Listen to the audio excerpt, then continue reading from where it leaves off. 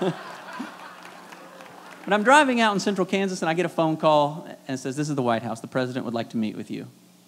And I don't know if you're like me, my first thought was, okay, who is this? And then when I realized it was authentic, and okay, it's probably time to have that conversation. And then I thought after I got the phone, I thought, well, was this an invitation or was it a summons? And I can say I just felt a little like those times in high school when I was called into the principal's office. But, we discussed some of these things. We discussed my medical practice and how this new healthcare overhaul will impact my patients. The concern my patients have, that my patients know who Donald Berwick is by name, just astounds me. And all of these concerns. And most of what we talked about, frankly, were family matters, and I'm not going to betray that confidence. We talked about how our mothers who grew up together can love their sons even if their sons are at odds. And I will say there's one thing I'll share with you. There was something we both realized that it made us both laugh. One of us nervously and one of us proudly. We realized that I am the only Tea Partier that this president knows. And I want you to trust that I represented you well.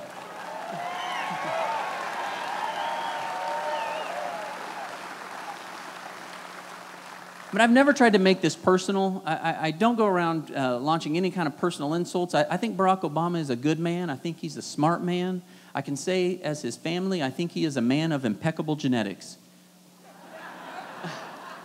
But I can say as a doctor that he profoundly misunderstands the greatness of the American medical system. And by extension, he profoundly misunderstands the greatness of America itself.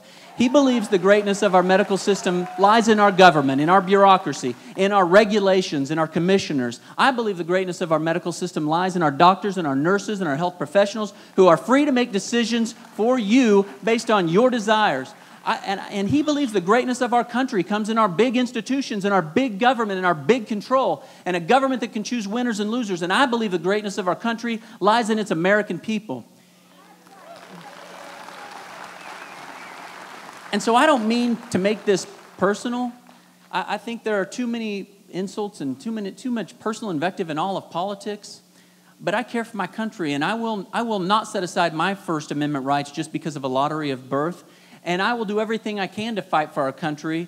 And it's not a personal thing to me, but if I must, I will launch the mother of all family feuds over the heart and soul of our country, an epic showdown between liberty and tyranny, between believing in America or believing in the government, because the truth is this president has a lot of explaining to do.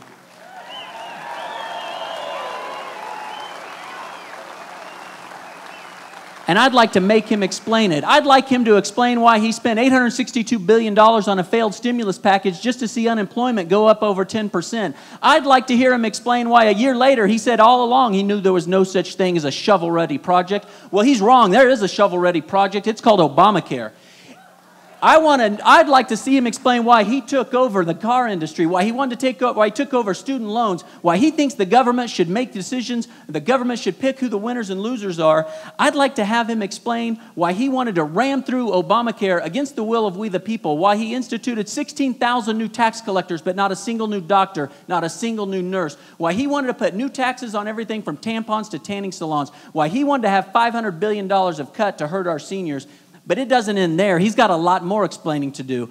I'd like to have him explain why he runs around the country bowing to kings and queens on this world apology tour for America.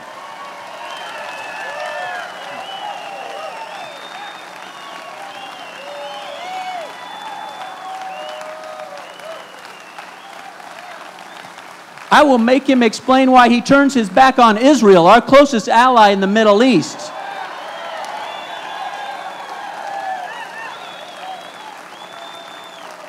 I will make him explain why he turns his back on Poland and the Czech Republic and forces them to tear down their missile defense shields. I want to make him explain why he wants to give American rights to the 9/11 mastermind Khalid Sheikh Mohammed. I want to make him explain why he wants to build a victory mosque on the sacred ground zero.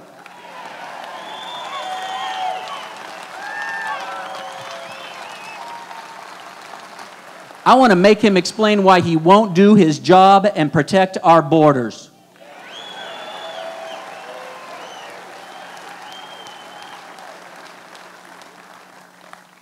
And so you think your family get-togethers can be a little awkward. So I go around saying all these things, and people say, well, you know, you're great at saying everything is wrong. How come you can't just come up with a solution and say what it should be? And I'll say, you know, there are solutions, and there are things that I can share with you today. They're not that difficult. There are solutions for healthcare, in fact, that are, as Reagan would say, they're not easy, but they're simple. I can share some of them with you. I don't even need a teleprompter. Okay. And I have to apologize a little. I guess I said I never say anything personal about him. But the truth is, I can't lay off those darn teleprompters. And when I saw the big set of teleprompters, you guys probably saw this picture, the teleprompters of him in front of a grade school classroom. And I thought, and I get all kinds of grief from my family that I need to be very careful. And my mom, God bless her, even just today, called me today and getting grief about me. And I can't lay off him. Mom, if it was my own brother using a teleprompter to talk to grade schoolers, I'd make fun of that. But there are things that we can do in healthcare. They're not that difficult to understand. Number one, get the government out of the patient examination room. Let doctors and patients make the decisions. You remember last year, you know, I'm a radiologist, so part of my practice is mammography. And you remember last year the government said women in their 40s no longer need mammograms? 20% of my breast cancer patients are women in their 40s. We can do better. Number two, make the insurance companies answerable to you, not to your employer. You think about this for just a minute. Everything you buy, every product, every service, you don't buy it through your employer. If you had to, we would never have the great products we do. Apple comes out with the great iPhone because they want you as a customer. Pizza Hut makes their pizza taste good because they want you as a customer. These insurance companies, and I'm not here holding water for them, but the reality is they're doing their job, and their job is to make your boss happy. Their job's not to make you happy. This is a government decision. It was a fateful decision made in the 40s. We should abandon that. We should make tax fairness so that if you want to buy your own insurance, just like you buy your own car insurance, your car insurance tries to make you happy because they know you have to be happy. But your health insurance company doesn't have to do that. And instead of unleashing the power of the free market and doing that, the government went exactly the wrong way. Instead of having your boss be the one who watches over these insurance companies, they want to have Donald Berwick and Nancy Pelosi watch over these healthcare companies. Number three, end the frivolous lawsuits. This is not hard. We lose around $200 billion a year just in defensive medicine. And I have a novel concept. I would rather that money be spent on patients who are in need rather than sleazy trial lawyers like John Edwards.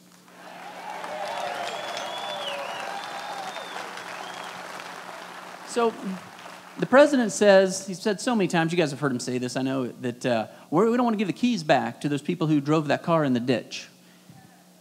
And you know, give him credit, he's partly right. I've been a Republican all my life, but not always a proud Republican. Because when the country entrusted my party failed us. My party abandoned our founding principles. And frankly, if our party hadn't have abandoned us, the Tea Parties wouldn't exist today. We know who the Democrats are. They're the ones who have never found a tax increase they don't like. They've never found a spending program they don't like. They've never found a regulation they don't like. But the Republicans were supposed to be the ones that believed in our founding principles of limited government, and they failed us. And you know, I'll tell you this. God bless George Bush, because for the rest of my life I will admire that man, and I believe that we owe him a debt of gratitude for keeping our country safe during our hour of need. But I wouldn't be an honest person if I didn't say also how disappointed I am in the spending that he did when he took over. And so the president is partly right when he says we can't give the keys back to the people who drove us in that ditch. Let's think about this. We've tried it the George Bush way. That's to cut taxes but raise spending. And now we're trying it the Barack Obama way. That is to raise taxes and really raise spending. And now let's try it a third way. Let's try it the way the founders envisioned it. Let's try it the limited government way. Let's try it the Tea Party way.